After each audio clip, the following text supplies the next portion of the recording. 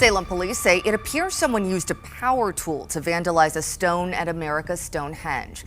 The vandalism, along with a cross, were discovered on Sunday. Think you've seen it all? Then be prepared to be amazed by the things of mystery as we take you through the 12 most incredible finds, like the recent discovery of a cursed tablet found in France to the discovery of a UFO in the United States. These finds are quite unbelievable, leaving us with so many questions. How did people find them? What were they used for? And most importantly, how did the world react to them? The answers to these questions are quite remarkable. So join us as we go deep into some of the most incredible finds that really exist. Number 12. The giant stone jars of India. Stumbling upon a mysterious relic from thousands of years ago is an experience that will always thrill archaeologists and sometimes even seasoned fans. That's why when gigantic stone jars said to be thousands of years old were discovered in India, it left everyone stunned. This discovery was made in the northeastern state of Assam in 2022, where the researchers found 65 huge stone jars scattered across 4 sites. These jars were truly massive, with some being 3.2 to 9.8 feet tall. So that brings the question, what were these mysterious jars used for? While researchers and archaeologists are yet to fully understand the purpose of these jars, they were able to make an important discovery. It's believed that these jars were used for ancient human burial practices. Many suspect that some of the indigenous tribes stored the remains of their loved ones or even went as far as performing ancient rituals to appease the gods. One fascinating story comes from the Naga people, an ethnic group in northeastern India. According to them, some of the jars were filled with cremated remains, beads, and other material artifacts. They vary in shape and size. It's as if the jars were used as treasure chests among these ancient tribes. But what's even more worthy to note is the unique designs of these jars. These jars come in different shapes and sizes. Some of the jars are tall and cylindrical. You can see how it's destroyed so many of these jars. Some of the real huge jars as well. While the others are partly or fully buried in the ground, and when seen from a close view, the jars are hollow and have cavities. Among the various reasons why these jars have been a mystery is the fact that nobody knows who made them. Even despite finding similar sites in Assam and neighboring Meghalaya state, researchers are still puzzled. So far, archaeologists have found about 10 different sites in Assam, containing more than 700 jars. One of the archaeologists, who goes by the name Dr. Thakuria, has said that these findings have shed new light on the region's past. They believe these jars date back to before 400 BC. Nobody knows who these people were, but they left thousands and thousands of these stone jars, making them over 2,500 years old. Prior to this, in 2016, similar jars were discovered in Laos that were believed to have been placed in Xinjiang province at least 2,000 years ago. And the similarities between the jars found in Assam and Lode are really striking, almost like they were created by the same people. Further excavation has given more clues about these mysterious jars. Where there are between 1 and 400 of these amazing ancient stone jars. It appears that they were built on top of pits where cremated remains and other cultural artifacts were buried. This significant discovery helps us better understand the significance of these stone jars, not just in Assam, but also in the broader context of Northeast India and Southeast Asia. But if the giant stone jars in India aren't fascinating enough, then this natural wonder in Africa will challenge your thoughts on what you know about the Earth. Number 11. OKO Reactor. Africa is known for its own share of mystical properties that still keeps us in awe. And one awesome thing that's definitely out of this world is a natural nuclear reactor. Even to the best scientists, this sounds ridiculous, but this actually exists, and it's called the OKO Reactor. But first, before we go into this magnificent discovery, we need to know what an actual nuclear reactor does. A nuclear reactor is a device that uses tiny particles called atoms to create energy. It's like a super powerful furnace that uses atoms instead of wood or coal. Inside the reactor, atoms are split into a process called nuclear fission to release a huge amount of energy. This energy heats up water, which creates steam. The steam then turns a turbine, generating electricity. And this device takes scientists and engineers months to create, but yet surprising nature created its own without the need of any technology. You might be wondering how scientists stumbled upon this natural nuclear reactor. Well, it all began in 1972 when a scientist made a surprising discovery by chance. While examining some high-grade ore from a mine in Gabon, Africa, researchers noticed something that was really odd. The uranium in the ore had undergone a natural nuclear reactor that was similar to what happens in a man-made reactor. But what really caught their attention was that this reaction had occurred over 2 million years ago.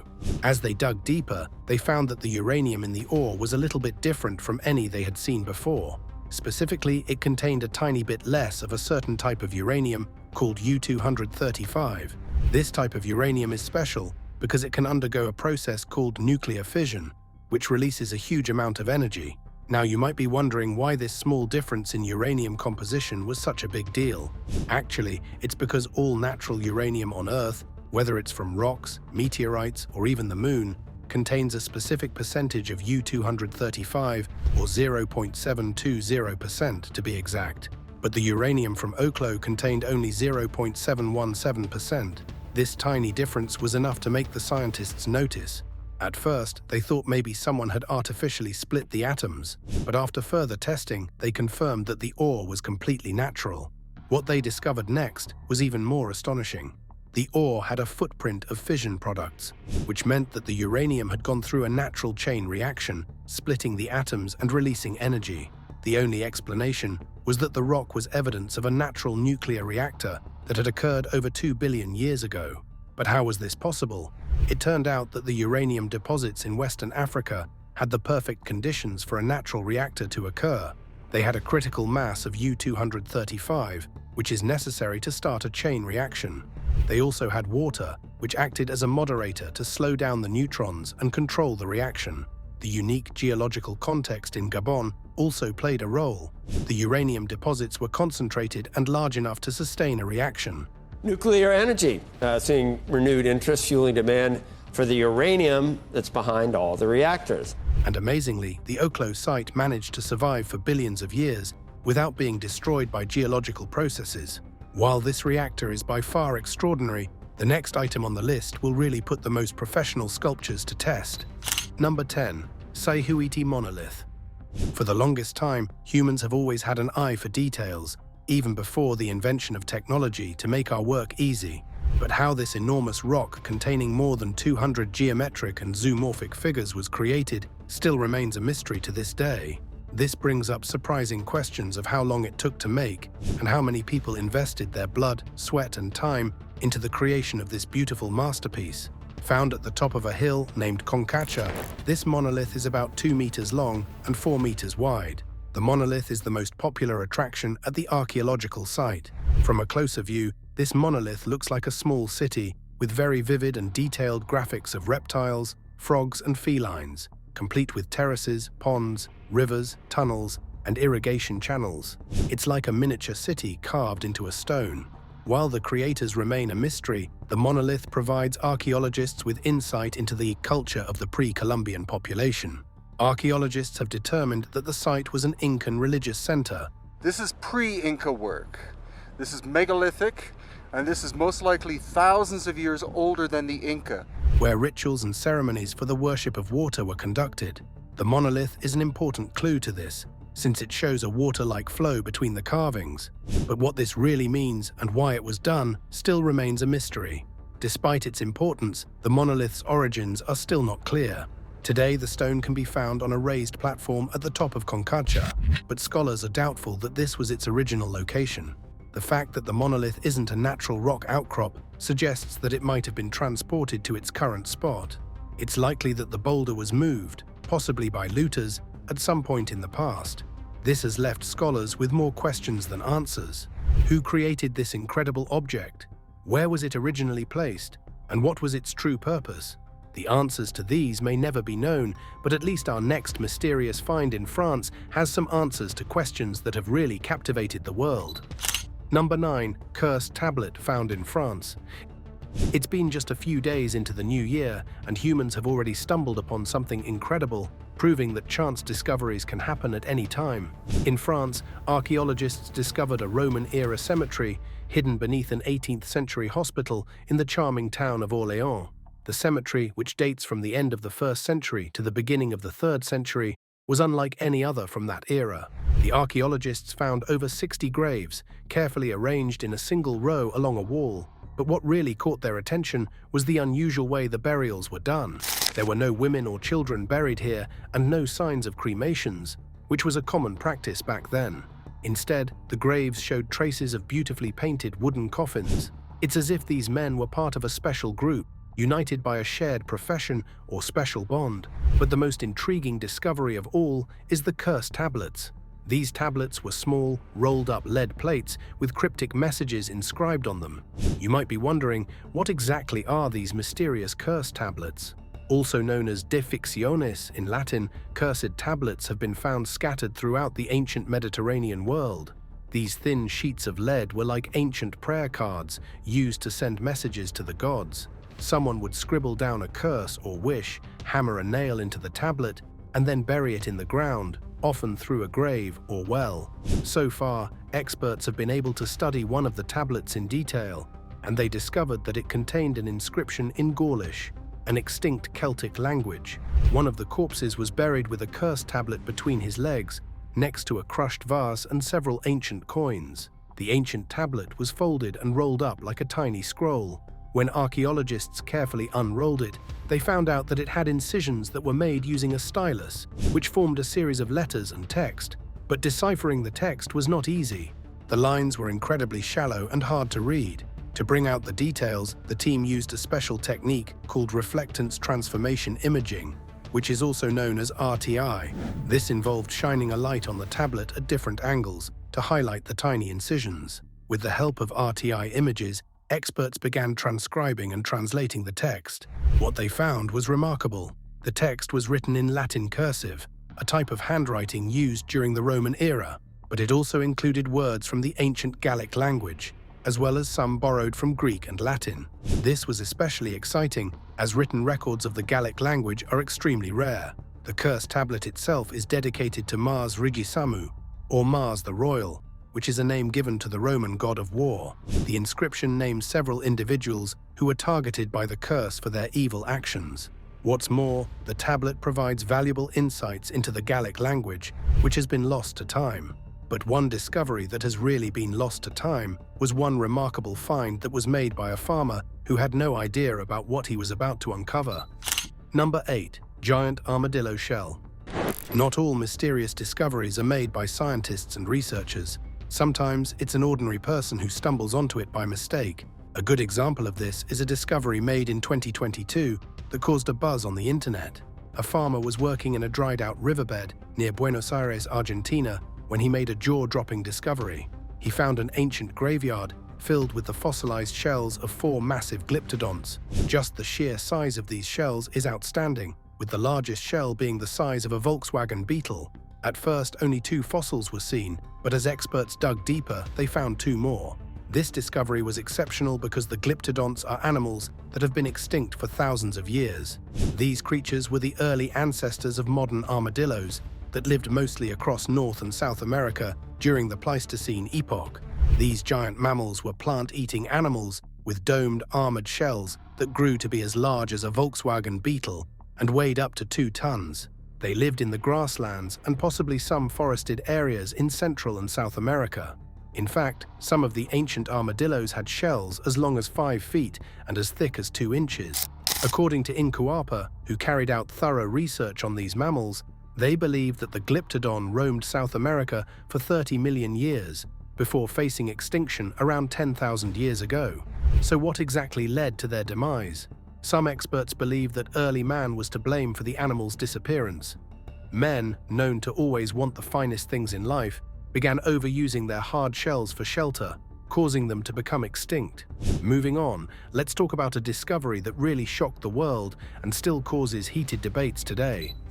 Number 7. Roswell UFO.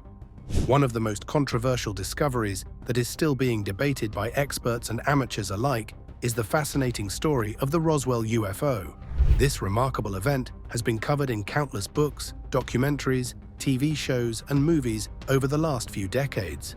But what exactly is the Roswell UFO, and why is it a theory that has been fascinating for decades? It's a question scientists have literally been unable to answer, but for lots of people, they claim they've had close encounters, and there's no question. It all began in 1947 when mysterious debris fell from the sky onto a New Mexico ranch. Some locals suspected an alien landing. People began to talk about a flying saucer crashing on the ranch, which was about 75 miles outside of Roswell. As investigators arrived at the scene, they found something really bizarre. And when he was looking at the debris, he couldn't make heads or tails or any sense out of what he was looking at. He had gathered some of the debris. There were pieces of metal that were incredibly strong and thin, with strange symbols on them that looked like Egyptian hieroglyphics. And soon enough, the small town of Roswell, with a population of less than 25,000 people, suddenly became famous. But then things got even more confusing. Initially, the Air Force said that they had found a flying disc, but just one day later, they retracted their statement, claiming that the debris was actually from a crashed weather balloon. As the military continued testing secret projects in the skies above New Mexico, people started coming up with all sorts of conspiracy theories about aliens landing on Earth. Some locals even built hotels and museums to attract tourists who were curious about the incident. Despite the government repeatedly claiming that the Roswell UFO was a hoax, many believed that the government was trying to cover up a secret mission. Today, the town of Roswell attracts thousands of tourists every year. They come to see the crash site for themselves and try to figure out what really happened. The mystery of Roswell remains one of the most fascinating unsolved puzzles of the 20th century. Speaking of fascinating unsolved puzzles, check out this Swiss Army knife that you have never seen before. Number 6. Roman Swiss Army knife. If you're an outdoor enthusiast, you probably know how important a multi-tool like a Swiss Army knife can be. It is the original Swiss Army knife, born from collaboration with the Swiss Army itself.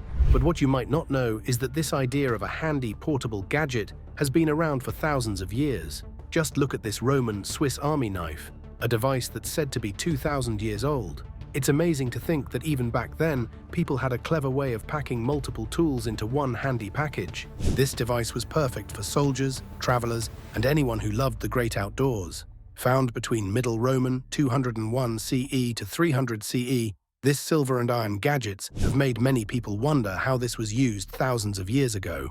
This folding eating gadget has a three-pronged fork, a spoon, a spatula, a pick, a spike, and an iron knife that has eroded away.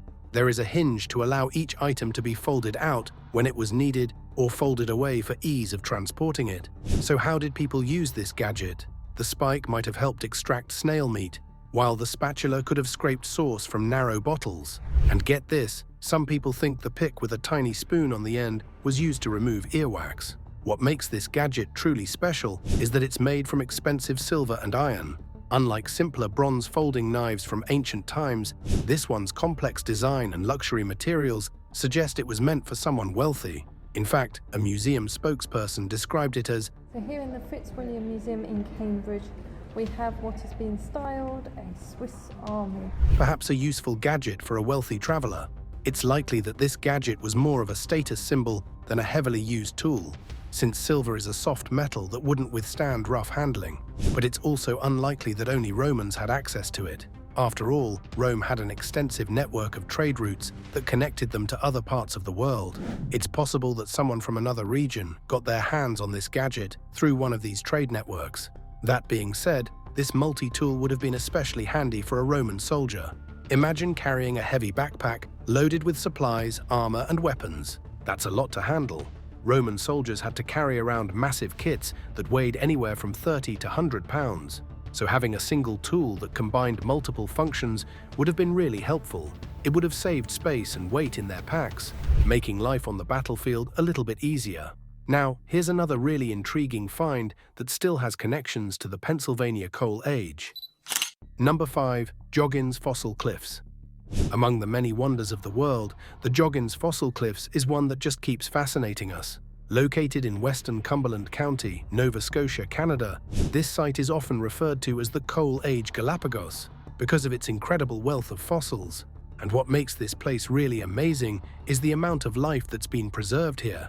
So far, scientists have found 195 different species, and they're still counting. This makes Joggins one of the best places in the world to learn about life on land during the Pennsylvania Coal Age. The fossils here include ancient plants that eventually turned into coal, as well as insects, animals, and vertebrate fauna from both the aquatic and terrestrial realms.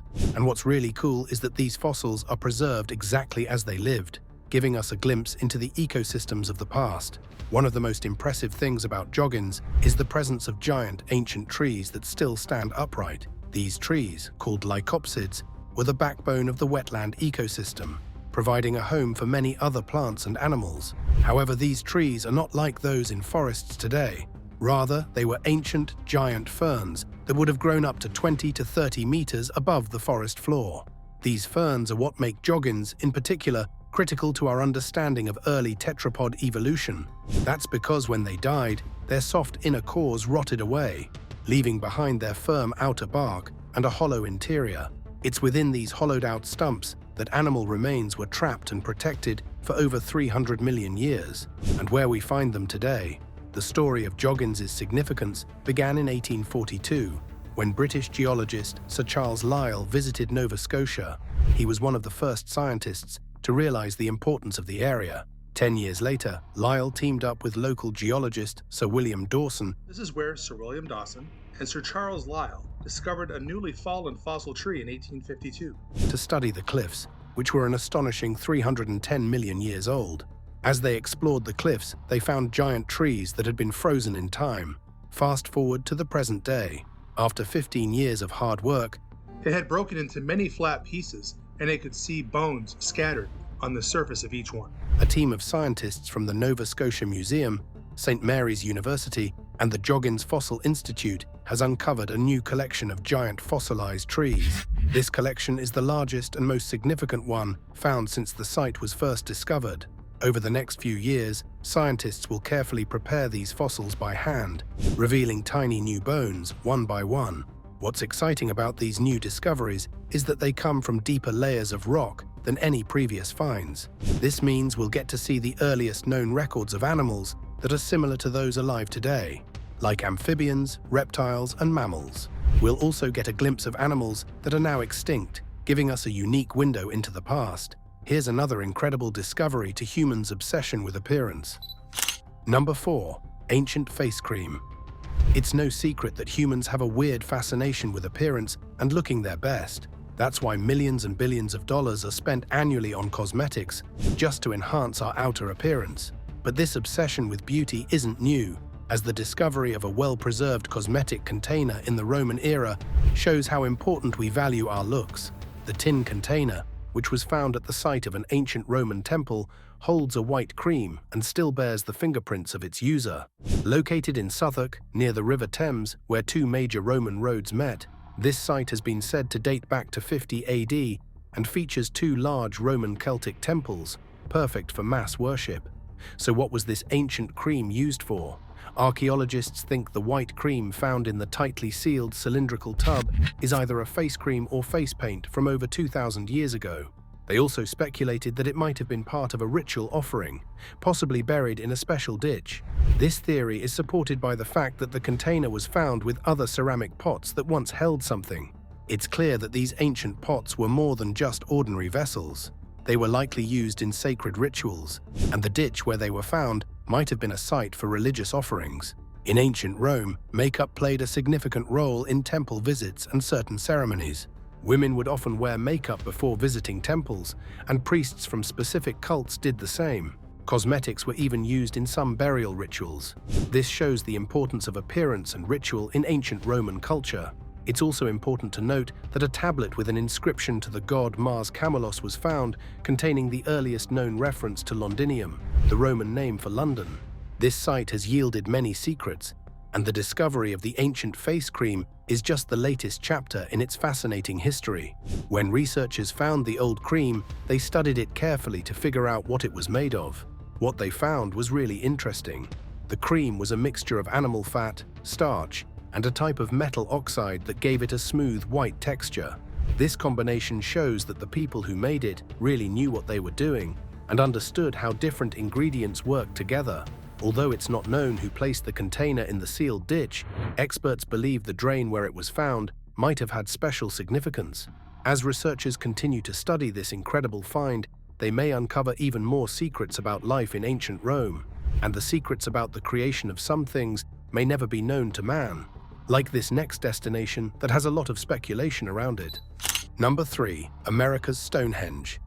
Nestled in a 30-acre wooded hillside outside Salem, New Hampshire, lies a place that sparks great curiosity and mystery. This site, known as America's Stonehenge, is a collection of large rocks and stone structures that seem to hold secrets of the past. But what's the story behind this fascinating place? What is called America's Stonehenge at Mystery Hill. Some people believe that the site has a rich history dating back to pre-Columbian times, while others think it's simply a creation of its former owner, William Goodwin. Goodwin, an insurance executive, bought the land in 1937, and some experts think he might have built or altered some of the structures himself. At first, the site was dubbed Mystery Hill by William Goodwin. This was the official name of the site until 1982, when it was renamed America's Stonehenge, a term coined in a news article in the early 1960s. The rebranding was an effort to separate it from roadside oddity sites and to reinforce the idea that it is an ancient archaeological site. William Goodwin was the first person to start archaeological research at this site. The area is named after Stonehenge in England, although there is no evidence of cultural or historical connection between the two. One of the most intriguing features at America's Stonehenge is the sacrificial stone. Some believe the grooves on this stone were used to channel blood, but others argue it resembles a common tool used on old farms. These lye-leaching stones were used to extract lye from wood ashes, a crucial step in making soap. Another popular speculation is that it could have been used as a cider press bedstone, collecting cider in its grooves. This is a common practice among colonial farmers in New England. Despite its mysterious past, one thing is clear: America's Stonehenge is an incredible feat of ancient engineering. But who built it? Was it a Native American culture or a migrant European population? Unfortunately, the answer remains a topic of debate. What is known, however, is that America's Stonehenge is 4,000 years old, making it the oldest man-made construction in the United States. Similar to Stonehenge in England, this site was built by ancient people with a deep understanding of astronomy and stone construction. In fact, researchers have confirmed that America's Stonehenge is an accurate astronomical calendar. So this stone is actually aligned with the summer solstice sunrise, capable of tracking specific solar and lunar events throughout the year.